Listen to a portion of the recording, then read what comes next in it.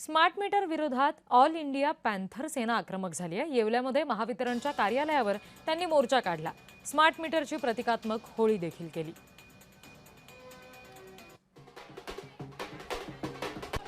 आमचे प्रतिनिधी नरेंद्र बटाव या संदर्भात आपल्याला आणखी तपशील देत आहेत, बघूया। येवल्यामध्ये ऑल इंडिया पॅन्थर सेनेच्या वतीने स्मार्ट मीटर विरोधात भव्य असा आक्रोश मोर्चा काढण्यात आला। आपण बघितलं तर यावेळी महिलांसह पॅन्थर सेनेचे पदाधिकारी व कार्यकर्ते मोठ्या संख्येने मोर्चात सहभागी झालेले। आपल्यासोबत पॅन्थर सेने जिल्हा अध्यक्ष का सांगाल की स्मार्ट मीटर विरोधात मोर्चा काढलाय?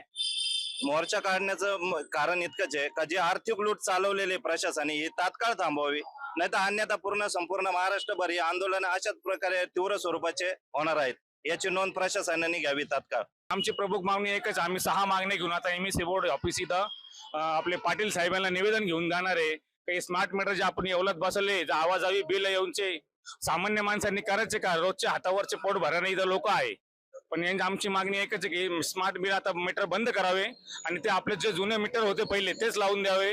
तसं नाही झालं तर ऑल इंडिया पॅन्थर सेना महाराष्ट्रभर आंदोलन केल्याशिवाय राहणार नाही।